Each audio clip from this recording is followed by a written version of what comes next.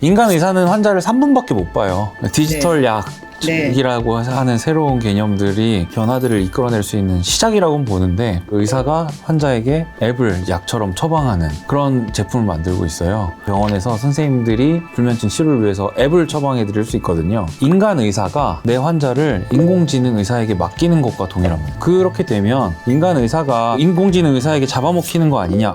안녕하세요. 오늘은 디지털 헬스케어 기업인 웰트를 창업한 강성지 대표를 모셨습니다. 안녕하세요. 네, 안녕하세요. 네. 저는 디지털 치료제를 만들어서 의사 선생님이 환자에게 처방할 수 있게, 소프트웨어를 처방할 수 있게 하는 그런 제품을 만드는 디지털 제약회사의 대표를 맡고 있는 강성지입니다. 원래 대표님은 의대를 졸업을 하시고 나서 기업으로 들어가셨잖아요.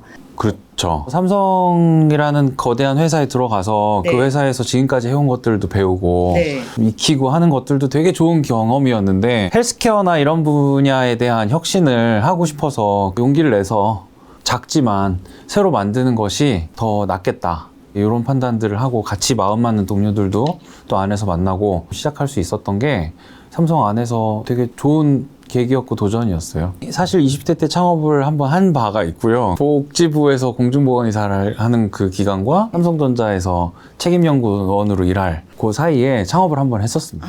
그래서 했다가 2년 하고 망했고요. 그때는 아이템이 뭐였나요? 그때는 포켓몬 없는 포켓몬 고를 만들었죠. 위치 기반으로 네. 미션을 주고 고 가면 이제 뭔가 리워드가 있고. 그러면 그때는 그 의료 관련한 건 아니었나요? 아니죠. 그걸 통해서 이제 사람들이 좀 더 움직이고 건강 행동, 건강 생활 이런 것들을 실천할 수 있도록 하는 또 다른 방식을 한번 시도해보고자 했던 거고요. 네. 그거를 이제 스마트폰이 나왔을 때, 아이폰 4 막 이 정도 나왔을 네. 때 GPS나 이런 센서들이 있길래 제가 어느 정도 개발을 해서 한번 구동을 해본 거예요. 대표님이 그 의사는 시간을 선물하는 직업이다? 뭐 이런 얘기를 하셨잖아요. 그 의미가 뭔지 좀 궁금해요. 의학을 공부하고 네. 그거를 이제 눈앞에 온 환자분한테 적용하는 게 의사거든요. 모든 환자는 자기 병 들게 해달라고, 죽게 해달라고 하지 않습니다. 네. 병을 낫게 해달라고, 네. 그리고 좀 더 오래 살 수 있게 해달라고 선생님을 찾아오죠.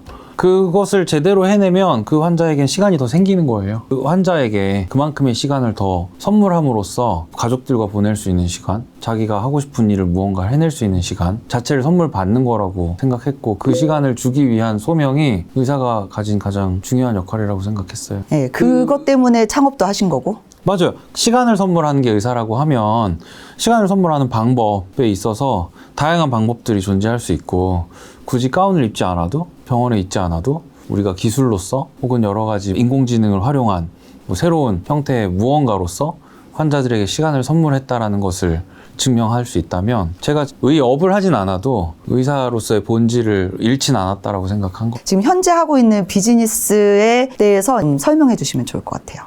저희가 앱을, 소프트웨어를 임상시험을 통해서 이 앱을 쓴 사람이 쓰지 않은 사람보다 건강해진다, 어떤 질병이 낫는다라는 네. 식으로 약처럼 이제 허가를 받고요. 그것을 의사가 환자에게 앱을 약처럼 처방하는 그런 제품을 만들고 있어요. 불면증 디지털 치료제고 슬립큐라는 제품인데, 이제 출시가 돼서 비대면으로 혹은 뭐 특정 몇 개 병원에서 선생님들이 이제 환자분들에게 불면증 치료를 위해서 앱을 처방해 드릴 수 있거든요. 근데 그 앱에 들어가는 내용이, 약을 우리가 주는 게 치료의 전부라고 생각하지만 사실 약을 줄 때 선생님이 해주는 이야기, 여러 가지 생활에 대한 습관, 내가 살아가는 혹은 환경적 요소들, 뭐 이런 부분들도 치료의 과정에 필요하거든요.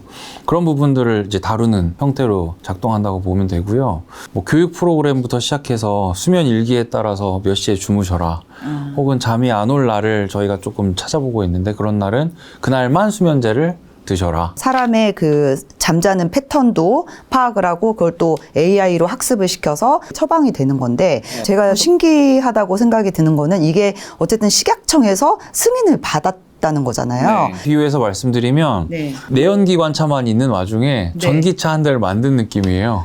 디지털 약 네. 이라고 하는 새로운 개념들이 전기차처럼 여러 가지 변화들을 이끌어낼 수 있는 시작이라고는 보는데, 자율주행이랄지 근데 아직까지 그런 과정들을 저희가 준비해 나가는 과정이라고 설명드려야 될 것 같습니다. 어떻게 보면은 지금 디지털 치료제의 거의 1세대라고 볼 수 있을 것 같은데요. 시작은 미국의 FDA가 네. 시작을 한 거고요. 우리나라 식약처가 조금 그걸 참고해서 만든 제도입니다. 그리고 미국 FDA가 만들었을 때 미국의 수많은 디지털 제약회사들이 탄생을 했었어요. 그런데 그 회사들이 이제 나스닥에 상장도 하고 했지만 몇 조 원의 기업 가치까지 올라간 적도 있지만 그 회사들이 몇 개가 망했거든요. 앞에 가는 친구들이 이제 쓰러졌는데 그 바람이 이제 나한테 오는데 내가 이걸 과연 뚫고 갈 의미가 있고 뚫고 나갈 수 있는 가능성이 있는가. 근데 뭐 가능성에 대한 거는 제가 뭐 다 알 수 있는 신의 영역인 것 같고요. 뚫고 갈 의미가 있냐? 의미라도 있으면 저는 뚫고 갈 수 있다고 보는데 의미가 있다고 보는 게 지금 디지털 기술들, 뭐 인공지능을 포함 여러 기술들이 발전하고 있는 와중에 헬스케어나 질병, 치료 이런 분야에 적용할 가능성들은 충분히 열려 있고 한번 도전해보고 활용해보는 것만으로도 사실 이 여정 자체는 의미가 있을 거다. 사실 그 디지털 헬스케어가 기존에 이제 병원에 다니고 약을 먹고 했던 분들한테는 되게 낯선 용어고 사실 내가 뭐 그런 거를 해 라고 하시는 어르신들도 있을 거고 그냥 약 먹으면 되지라고 생각하는 분들도 있을 거예요. 그럼에도 불구하고 기존에 먹는 약 말고 약물이 아닌 형태로 나의 삶의 생활 패턴을 인지를 해서 그 정보를 기반으로 되게 더 도움이 되는 거고 심지어는 그게 의학적으로도 증명이 됐어 라고 하면 사람들이 그걸 인지하는 것만으로도 시장은 열릴 거라고 보이거든요. 맞아요. 좀 다른 방식으로 설명을 드리면 지금 인공지능의 발달이 저희 분야에도 되게 거센 바람을 일으키고 있는데 인간 의사가 내 환자를 인공지능 의사에게 맡기는 것과 동일합니다. 처방이라고는 얘기는 했지만 그 앱을 준다고 얘기했지만 앱 안에 들어있는 게 인공지능이거든요. 이제 앞으로. 그래서 인간 의사는 환자를 3분밖에 못 봐요. 3분 진료 동안에 필요한 정보도 얻어내야 되고요. 필요한 개입도 해야 돼요. 근데 3분을 보고 누군가를 완벽하게 이해하고 질병을 파악한다는 건 사실 그렇게 쉬운 일이 아니거든요. 그렇죠. 그래서 인공지능에게 내 환자를 좀 부탁해요. 마치 다른 의사한테 부탁하듯이. 그래서 그것을 처방이라고 표현했을 뿐 인공지능이 24시간 이 환자를 살피고 여러 가지 웨어러블, 벨트를 포함한 웨어러블을 통해서 뭐 스마트폰도 포함되어 있어요. 그래서 불면증 같은 경우에는 뭐 날씨부터 활동량, 커피 마신 뭐 결제 내역 등으로 유추한 습관 뭐 이런 요소들까지 다 버무려서 생활 패턴까지. 이 사람을 이렇게 면밀하게 붙어서 한 번도 본 적이 없었던 그 의학 지식을 캐내는 겁니다. 인공지능 의사가 수만 명의 그 불면증 환자를 24시간 동안 보고 명의가 되는 토양인 거예요. 저는 그 과정으로 지금 디지털 치료제들을 각각 질병마다 이제 개발해내길 바라고 있는 거고 그렇게 되면 인간 의사가 사실은 인공지능 의사에게 잡아먹히는 거 아니냐? 아닙니다. 처방 안 하면 인공지능 의사는 등장하지 못해요. 그렇지만 인간 의사와 인공지능 의사가 협응해서 협조해서 우리가 지금까지 못 봤던 환자의 모습, 질병의 모습을 보고 그것을 살펴내고 치료해내면 그게 의학의 발전이고 신약이더라고요. 사실 의사라는 직업은 굉장히 그 사람 수도 제한적이고 또 시간을 짧게 내서 그 많은 환자들을 봐줘야 되니까 그 부분을 AI 에이전트한테 내가 맡겨놓고 이제 이 에이전트가 환자를 대신 모니터링해서 그 결과를 나한테 리포트를 하고 맞아요. 그 여러 사람의 환자 데이터를 또 나중에 종합적으로 봐서 더 좋은 처방을 내리게 하는 이 선순환 과정을 겪는 게 지금 웰트가 가고 있는 길이라고 제가 이해를 하고 있는데 맞나요? 맞습니다. 네. 맞아요. 네. 그러면은 이제 디지털 치료제라고 하는 시장이 지금 어느 정도 되는지도 좀 궁금해요. 전기차랑 똑같아요. 이게 네. 전기차가 처음에 컨셉으로 한두 대 만드는 건 쉽잖아요. 근데 양산을 해서 판매하는 건 또 어려운 일이고 근데 실제로 그 정도 판매가 돼야 데이터가 모여서 자율주행 에이전트가 만들어지고 그 다음이 계속 있을 수 있듯이 저희도 지금 차를 한 대 만든 건데 디지털 치료제라는 컨셉을 정의하고 그 실체를 하나 만든 건데 그것을 이제 실제로 보급하고 의사와 환자 사이에 투입시켜서 환자분들 손에 쥐어드리고 근데 초기 버전이기 때문에 그렇게 만족스럽지 않을 수 있어요. 점점 공감하는 분들이 많아지면 바람이 점점 거세게 뒤에서 불어올 거라고 생각을 합니다. 대표님이 하신 얘기 중에 그런 얘기가 있었던 것 같아요. 의사는 엔지니어다? 라고 얘기하신 게 있는데 그게 무슨 의미인지 되게 궁금했거든요. 맞는 게 이제 사람 몸을 저는 의대 다니는 동안에 네. 로봇처럼 봤어요. 유기체로 만들어진 거지만 어쨌든 로봇처럼 보면 네. 예를 들어 혈압만 봐도 탄성이 있는 파이프 안에 점도가 있는 유체가 되게 펄세타일한 압력을 걸어서 쿵쾅쿵쾅 이렇게 펌핑하는 그게 혈압이잖아요. 심장이고 순환기. 근데 그게 압이 세지면 요 목에 센서가 있거든요. 그 카로티드 사이너스라고 여기 목 경동맥 이쪽에 네. 센서가 있는데 여기서 압을 세게 느끼면 심장 박출량이 줍니다. 너무 세다고. 여기서 압이 떨어졌다 그러면 심장 박출량을 올립니다. 제어 계측이거든요. 그래서 그런 방식으로 인체를 보는 거에 익숙했던 것 같고 그 과정에서 왜 여기는 지식이 없지? 이거를 예를 들면 우리가 삼성에 있을 때도 아이폰이 출시됐다 그러면 아이폰을 어떻게 만들었을지 궁금해서 한두 명이 뜯어보거든요. 그럼 얘는 이 부품을 썼구나. 얘네는 이런 식으로 설계를 했구나. 얘네는 요 스펙에 무슨 그거를 집어넣었구나. 보고서 우리도 그럼 얘네보다 잘 만들려면 어떻게 해야 되나. 리버스 엔지니어링이라고 하죠. 리버스 엔지니어링 다 뜯어서. 리버스 엔지니어예요, 의사는. 사람 몸에 대해서 네. 역공학을 하는 학문이고 그 역공학으로 얻어낸 지식을 가지고 수리를 하는 겁니다. 망가지면. 사실 그 업의 본질이 그거라고 봤고요. 그래서 엔지니어라고 본 거고 이 리버스 엔지니어링의 속도를 극대화하고 리버스 엔지니어링 자체를 끝까지 끝내면 우리가 생로병사를 극복했다라고 얘기할 그 경지라고 보는 거고 거기까지 가야 되는 거 아닌가? 그런 생각. 그리고 이 과정을 통해서 우리가 더 몸을 좋게 만들고 몸을 업그레이드 할 수 있다라고 하면 그것까지도 해봐야 되는 거 아닌가? 우리가 이렇게 어릴 때는 모든 부품이 쌩쌩하잖아요. 그런데 이제 나이가 먹고 이러면은 어디 이렇게 좀 부품이 닳기도 하고 이러다가 이제 너무 다르면 또 새 부품으로 그러니까 수술해서 교체하기도 하고 뭐 이런 과정들이 지금 어떻게 보면은 새 로봇, 그다음 신상 로봇, 그다음 중간에 고쳐졌을 때 뭐 기름도 좀 쳐주고 네. 약간 이런 로봇의 그 생로병사랑도 온라인이 되는 맞아요. 이런 느낌이네요. 맞아요. 기업을 하다 보면은 밖으로 보기에는 굉장히 화려해 보이고 대표가 막 되게 멋있어 보이고 이런 부분이 있지만 안에서는 매일매일이 거의 전쟁이고 이슈가 없는 날이 없고 그런 일들이 많이 일어나잖아요. 네.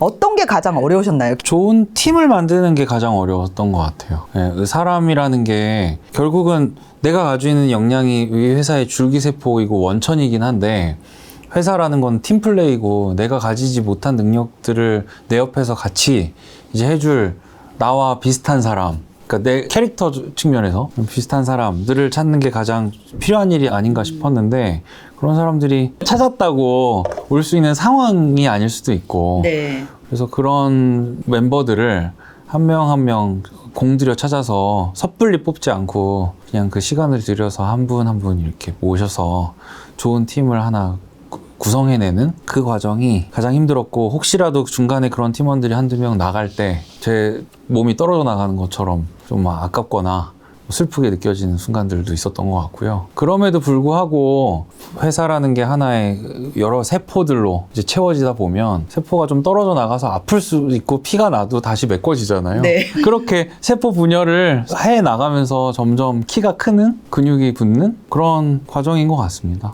다양한 사람들이 모여 있을 때 같이 이제 융합을 해서 결과를 만들어내고 한 방향으로 가게 하는 그런 일들이 사실은 좀 쉽지가 않더라고요. 대표님 같은 경우는 이제 의학적인 지식이 있는 전문가들과 IT적인 지식이 있는 전문가들이 이렇게 모여 있잖아요. 약간 어떻게 보면은 이질적인 사람들이 모여서 같이 일을 하다 보니까 일반적인 IT 기업하고는 좀 다를 것 같아요. 의학의 속도는 조금 보수적이고 느리고요. IT의 속도는 되게 공격적이고 실패를 용인하면서 네. 그냥 고쳐나가는 그런 속도의 문제거든요. 그래서 그 속도의 갭을 줄이는 게 가장 힘들어요. IT 쪽에서는 이 정도 해도 되는 거 아니야? 해서 도전하는데 의료 쪽에서 보면 그러면 사람 죽습니다. 하면 안 됩니다. 우선은 병원에서 무슨 동의서를 몇 장을 써야 되고 이걸 왜 해야 되냐 이런 식으로 용어도 다르지만 문화도 다르고 제가 그 부분에 대한 어떤 소통의 역할, 오해가 없도록 하는 어떤 번역의 역할, 통역의 역할들을 해내고 중간에 필요하면 중재도 하는 그런 역할들을 해서 어떤 목표점을 향해서 우리가 지금 어떤 방식으로 이 리소스들을 분배해 나가야 되는지 그런 부분들을 이제 타협하고 조정해 나가는 어려운 점이기도 하지만 해결법이기도 합니다. 의료의 그 보수적인 성향에 있는 분들과 공격적으로 치고 나가는 IT 분들이 이제 얼마나 뒤지고 볶을지 안에서 그런 것들이 대충 상상이 가고요. 대표님이 미래의학은 병원이 진료의 시작이 아니라 중간 단계가 될 거다라는 이야기를 했는데 이 얘기를 저는 딱 보고서 누군가는 되게 불편해할 수도 있겠다 라는 생각을 했어요. 이게 어떤 의미로 이야기를 하신 건가요? 우리가 병원에 아픈다고 느끼고 가서 수납을 하고 진료를 받고 진단을 받고 수술 치료를 받고 돈 내고 나오는 이게 사실 의료의 시작이었던 거잖아요. 네. 근데 그게 아니라 병이 나기 전부터 우리가 병이 날 확률들을 계산하고 그것들을 미리 예방할 수 있는 것들을 해내고 그리고 우리가 알던 그 병원은 우리가 조금 더 심각한 치료들을 해내야 되는 그 상황이 등장해서 중간에 필요한 불을 끄고 다시 이제 사회로 복귀시키고 그러면서 또 복귀한 이후에도 계속 관리하고 뭐 이런 방식으로 환자를 중심으로 돌아가야 되는 거지 그것이 맞지 지금 단계에서는 병원을 중심으로밖에 돌아가지 못했던 시스템이었구나 라는 것에 대한 표현인 거고요. 병원이 이 부분을 정확히 인지하고 적극적으로 뛰어든다면 병원의 범주가 넓어지는 거라고 저는 해석해도 같은 단어라고 생각합니다. 네, 그러면 병원이 그냥 이렇게 단순히 건물이고 또 아플 때 가서 하고 나오는 게 아니라 사전 예방 단계에서부터까지 역할을 해야 된다. 그리고 그걸 위해서 이제 웰트가 지금 하고 있는 거고요. 지금 보시면은 커머스도 비슷한 예가 될 것 같은데 네. 우리가 그냥 오프라인 마트 이런 걸 보면 가기 전에 검색하잖아요. 그 다음에 가서 사기만 하잖아요. 마트가 중간에 있는 거거든요. 사실 서비스의 발전 방향은 명확한 것 같습니다. 근데 그것을 할 수 있는 기회가 모두에게 열렸음에도 불구하고 기존에 플레이하던 어떤 그 사업자들이 그 가능성이나 혹은 자기가 쥐고 있는 것들을 지키기 위해서 움직이지 않았던 것에 대한 대가를 치른 뿐이지 네. 사실 그 부분은 누구든 먼저 가는 사람이 그 미래를 만들어낼 수 있는 그 세계관을 만들어낼 수 있는 기회가 있다고 생각해요. 굉장히 잘 지적해 주셨고요. 지금 사실 커머스의 그 회사가 지금 전 그 비즈니스 형상을 다 바꿔버렸잖아요. 네, 이제 맞아요. 그런 판이 또 이쪽에서도 일어날 수도 있다. 라고 이제 얘기를 하는 거고 글로벌을 생각을 안 할 수가 없는데 대표님은 글로벌 사업에 대해서 어떻게 계획하고 있고 그 어떤 준비를 하고 계신지 궁금합니다. 우선은 우리나라와 글로벌을 그렇게 크게 구분짓고 싶진 않아요. 세계를 그냥 한 통으로 보는 거고 서울에서 부산 가는 것과 서울에서 보스턴 가는 게 사실은 같다. 그냥 누가 땅에 선을 그어놨냐 그냥 내가 가는 거지 그런 생각을 배운 게 삼성이고요. 글로벌 전략 측면에서 규제 샌드박스 우리가 맨날 얘기하잖아요. 맞아요. 사실 저는 그 제도에 대해서 취지는 알겠으나 사업가 입장에서 그 제도를 활용하는 것에 대해서 좀 의문인 게 규제는 나라마다 다르거든요. 그래서 그 나라를 선택해서 가면 그게 규제 샌드박스다 생각해야 되는 거라고 봅니다. 미국도 뭐 52개 주가 법이 조금씩 다르니까 네. 이 주에서 한 걸 가지고 검증해서 다른 주로 확산시키고 뭐 이런 방식을 쓰잖아요. 미국 자체가 한 나라인 것처럼 보여도 그 주별로 다른 여러 개의 나라가 합쳐져 있는 글로벌을 다루고 있는 다양한 다양성의 나라라고 보는 것도 맞는데 우리나라 같은 경우에는 우리나라가 한 주 정도의 크기는 맞으니까 뭐 다른 주로 간다 생각하고 저희가 독일에서는 식약처에 대한 부분이나 혹은 뭐 보험, 수가에 대한 부분들이 잘 갖춰져 있기 때문에 그걸 테스트하러 가는 거고요. 미국 시장은 이제 제약회사들이 네. 많이 성장하고 그 시장을 크게 형성하고 있기 때문에 제약회사들과 협업을 해보는 것들을 테스트해보기 위해서 또 가는 거고요. 동남아나 이쪽을 만약에 간다고 하면 저희도 지금 보고 있는데 디지털 네이티브, 아예 그냥 랜드 케이블 같은 게 없이 스마트폰으로 모든 것들을 시작한 그런 나라들이 있잖아요. 네, 많죠. 그런 나라들 같은 경우에는 우리보다 오히려 디지털 리터러시가 높다라는 것들을 전제로 우리가 그런 사용성 테스트나 이런 걸 해보기 위해서 또 가는 거고요. 그렇게 해서 그 나라들에서 테스트할 수 있는 조각들을 저희가 중간에서 모아서 가장 최고의 결과물을 만들어내고 그것들이 전 세계 인구에게 다 통용될 수 있는 형태의 무언가라면 그 순간 우리가 글로벌 비즈니스를 완성시키는 거라고 보는 겁니다. 최근에 어디 회사를 하나 인수하셨다는 얘기를 들은 것 같은데 그 이야기도 좀 해주시면 좋을 것 같아요. 저희가 아까 그 미국에서 FDA 허가를 받고 나스닥에 상장해서 한 2조 정도 가치를 구가하던 회사를 그 회사가 이제 실제로 이제 매출이나 이런 것들을 만들어내는 것에 좀 어려움을 겪고 중간에 뭐 코로나나 이런 거로 인한 여러 가지 풍파도 맞는 와중에 망했어요. 페어 테라피틱스라는 회사가 네. 2023년에 이제 파산을 선고했고 그 당시에 이제 미국 법원 델라웨어 법원의 경매 물건으로 올라왔거든요. 그래서 회사가 갖고 있는 자산이나 특허들을 좀 쪼개서 각각의 그 항목마다 경매를 하게 됐고 저희가 그 중에 하나를 가지고 왔죠. 네, 그게 뭔가요? 편두통 디지털 치료제를 그들이 개발하던 과정에 있던 것을 가져온 건데 뭐 액수가 크진 않습니다. 네네. 뭐 한 1억 미만인데 저희가 이제 그 과정을 통해서 그 회사가 지금까지 개발했던 히스토리들을 쭉 들여다볼 수가 있었고요. 왜냐하면 그걸 사기 위해서 저희가 어딧을 그 안에 들어가서 듀딜리전스를 해야 됐기 때문에 네. 그 과정을 통해서 그 회사가 지금까지 겪은 부분, 성공의 이유, 실패의 이유 이런 것들을 좀 볼 수가 있었고 그리고 사실 그걸 그 정도 봤으면 저희가 원하는 건 대부분 얻은 거라 안 사도 사실 됐는데 이 회사가 워낙 유명한 회사다 보니까 그래도 저희가 한번 그것을 경매해서 사는 그 과정을 한번 해보자. 그래가지고 그 과정을 경험한 것도 저희 팀한테 되게 좋은 학습이었고요. 네. 그렇게 해서 결국 그걸 샀더니 저희가 큰 손이 됐습니다. 그래서 축하드립니다. 전 세계 언론에 나가면서 네. 그 회사가 망했다는 것도 뉴스였지만 그 회사가 망하고 나서 누가 샀느냐도 뉴스였거든요. 그래서 이 회사 다 대충 아는 회사인데 웰트? 누구야?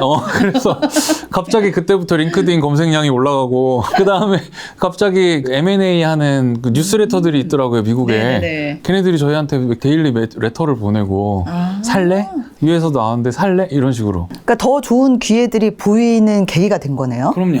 오, 너무 대단하네요. 그래서 저도 생각하지 못했던 여러 가지 일들이 사실은 그 이후에 좀 일어났고 예. 그 과정을 통해서 저희가 다른 회사들의 사정이나 그 회사들을 또 들여다보는 기회나 혹은 그 지금도 저희가 다른 나라 진출할 때 그쪽에서 예를 들어 좀 안 좋아져서 매각하려는 회사를 사서 진입하는 그런 전략들을 같이 고민할 정도로 글로벌 전략에서 좀 와. 입지를 다진 이벤트였습니다. 원래 그 불면증 쪽에 디지털 치료를 하고 있었는데 불면증에서 다음도 고민을 하셔야 되는데 거기에 또 하나의 징검다리를 편두통이라는 아이템으로 놓을 수 있는 그런 계기도 되신 거네요. 네, 그래서 그것도 지금 하고 계시나요? 조금 그 적용하는 질병의 영역이 달라서 네. 저희도 뭐 섣불리 다 들어가겠다라고 계획을 갖고 있지는 않지만 네. 그림 안에 있어요. 네, 그래서 불면증 이후에 저희가 섭식장애 네. 개발을 마치고 임상도 마쳤고 임상 자체 결과는 좀 잘 나온 편이라 네. 식약처에서 지금 심사 중이신데 두 번째 제품에 대한 허가가 나올 것이라고 기대를 하고 있는 정도의 수준이고 그리고 뭐 우울증 같은 것들도 저희가 보고 있고 뭐 알코올 사용자, 알코올 중독이나 네. 마약 뭐에 네. 대한 부분들도 좀 소셜한 차원에서 ESG 차원에서 저희가 그래도 갖고 있는 노하우가 있었기 때문에 그래서 그런 부분들도 좀 검토하고 있고 그 와중에 편두통이 이제 하나 들어온 거죠. 그래서 편두통 같은 경우는 조금은 신경과예요. 정신과 질환 같은 경우에는 정신건강의학과는 정신적인 그런 활동들 위주로 많이 편제되어 있기 때문에 화면 안에서 이루어집니다. 네. 근데 이제 신경과 같은 경우에는 우리가 얘기하는 피지컬 AI가 필요합니다. 그래서 현실에 대한 어떤 그 센싱 내가 뭐 파킨슨이든 치매든 뭐 이런 것들이 정신으로만 할 게 아니라 뭐 행동이 뭐 이렇게 쩔뚝쩔뚝 걷는다든지 편두통 같은 경우에 좀 표정을 찡그린다든지 근데 페이스 아이디를 찍을 때 뭐 이런 부분들을 같이 찍어서 우리가 이 사람이 실제로 편두통의 전조 증상이 올 것을 예측해서 빨리 약을 먹게 도와준다든지 뭐 이런 아이디어들을 저희가 이제 확보해 놓은 거고요. 그걸 가지고서 이제 치료할 수 있는 시나리오들을 지금 만들어 놓은 거를 산 거죠. 네, 굉장히 재밌어요. 얘기 듣는 것만으로도. 왜냐면은 어릴 때부터 약을 별로 안 좋아했어요. 그래서 사실 이 디지털 헬스케어에 대해서는 저도 너무너무 관심 있게 보고 있고, 우울증이라든지 마약이라든지 이런 지금 사회적으로 조금씩 문제가 되고 있는 영역에 디지털 헬스케어가 도입이 되면 이거를 항시 그 약물로만 하는 거는 이제 사실 사실 한계가 있다고 봐요. 왜냐하면 또 의도적으로 안 먹는 사람들도 있기 때문에. 근데 그런 분들이 이제 디지털 치료제라는 거에 대해서는 상대적으로 좀 거부감이 적지 않을까 이런 생각도 좀 들어서 긍정적인 영향을 끼치지 않을까 이런 생각을 좀 해봅니다. 제가 즐겨하는 비유가 하나 있는데 네. 그 의료를 도로 시스템에 비유하면 의사는 이제 운전자고요, 환자는 승객이고요, 약은 유료 도로입니다. 고속도로. 유료도로 네. 근데 국도로 가시는 걸 선호하시는 편인 거예요. 돈 내기 싫은 거. 예. 근데 어차피 운전대 잡은 사람이 제일 많이 알고 있고 그 유료도로로 갔을 때 좀 빨리 편하게 갈 수 있으면 돈 내고 가는 게 맞거든요. 네. 근데 뭐 어차피 귀성길 다 막힐 땐 국도로 가나 뭐 고속도로로 가나 큰 차이 없을 수도 있고요. 사람마다 다르거든요. 상황마다 다르고. 맞아요. 근데 그런 것들을 다 최적화하고 우리가 알 수 없는 도로 위에 여러 상황들까지 다 이제 볼 수 있는 시스템이 도로엔 있어요. 내비게이션이라고. 근데 그렇죠. 의료는 없습니다. 그걸 만든다고 보시면 돼요. 그래서 그 운전대를 잡고 있는 사람이나 뒤에 타고 있는 승객이나 둘 다 찍어볼 수 있고요.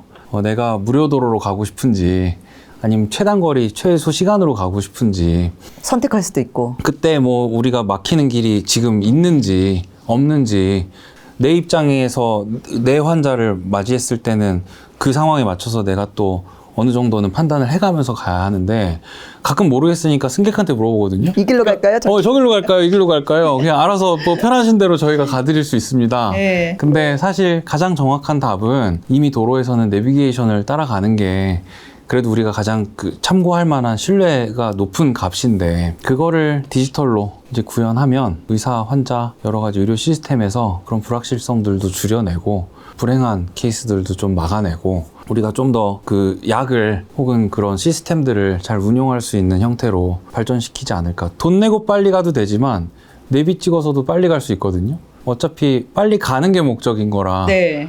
환자의 시간을 아껴주는 거, 시간을 선물하는 거, 그 부분에 있어서 저는 같은 역할들을 다른 방식으로 해내고 있다고 생각합니다. 그러면은 그 투자자들한테 투자도 받았잖아요. 사실 투자 받는 것도 쉽지는 않은 일인데 그때 이제 투자자들한테 어떻게 좀 설득하는 과정을 겪었는지 그때 어려운 점은 없었나요?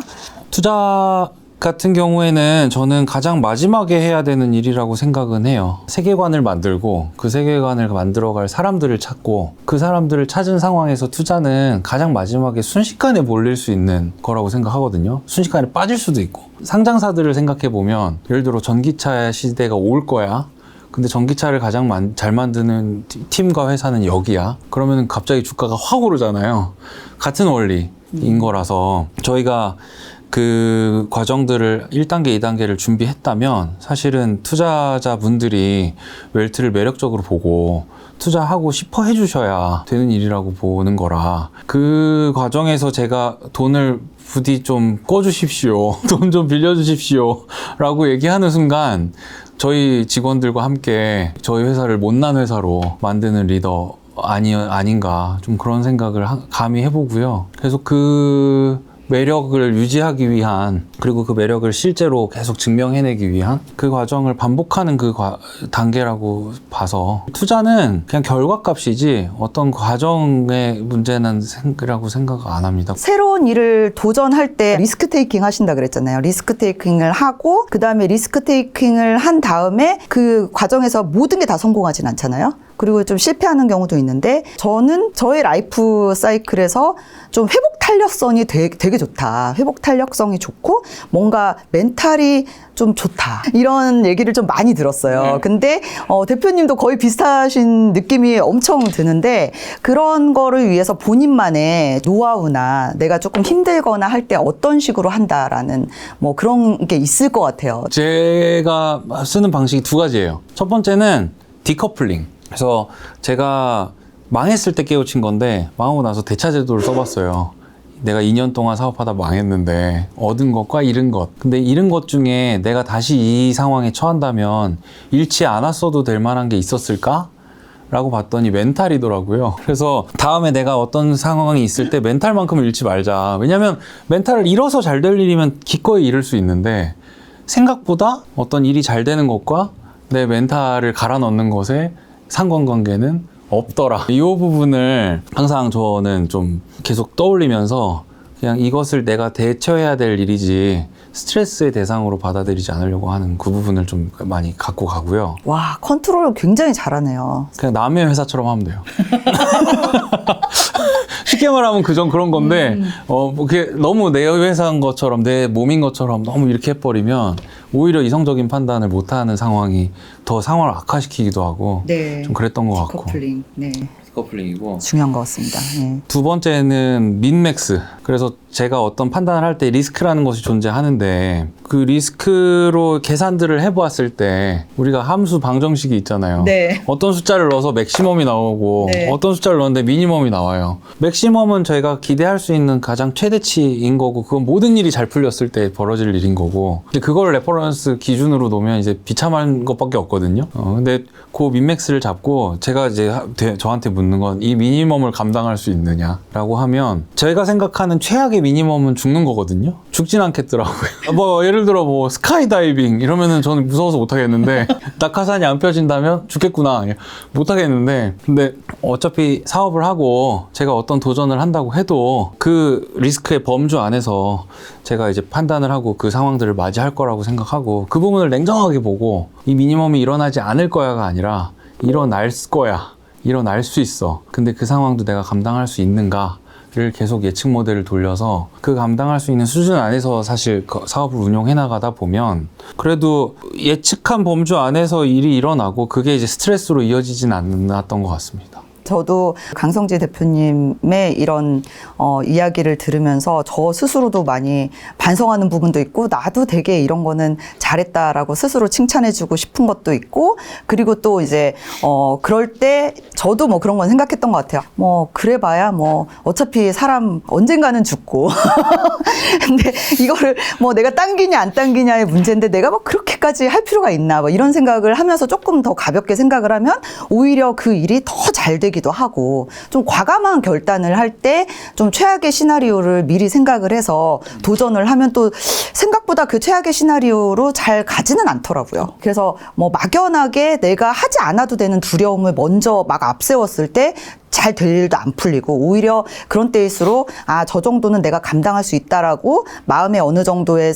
단단함을 가지고 나서 잘 됐을 때를 계속 바라보고 가면 또 안 될 것도 되기도 하고 주변에 갑자기 막 누가 나타나서 도와주기도 하고 생각하지도 못했던 비즈니스가 터지기도 하고 이런 기회들이 오는 것 같아요. 그래서 오늘 좋은 말씀 해주신 강성지 대표님 너무 감사드리고 마지막으로 이제 듣고 계시는 티타임즈 애청자분들께 하고 싶은 말씀 부탁드리겠습니다. 네. 티타임즈 저도 사실 많이 보는 입장에서 사실 오늘 이 채널에 이렇게 등장해서 같이 말씀 나눌 수 있었던 게 감사한 일이고 되게 저로서도 영광스러운 자리인 것 같은데 티타임즈를 보시는 분들의 특징이 있다면 미래에 대한 궁금증, 앞으로 일어날 기술이나 벌어질 그런 트렌드에 대한 고민들을 많이 하시는 분들이 보시는 것 같아요. 저도 그랬고요. 네. 디지털 헬스케어에 대한 부분을 좀 얘기할 수 있는 기회라 그 부분을 말씀드리는 거는 너무 감사하고요. 앞으로도 계속 뭔가 말씀드릴 일이 있다면 언제든지 테헤란로 132 14층으로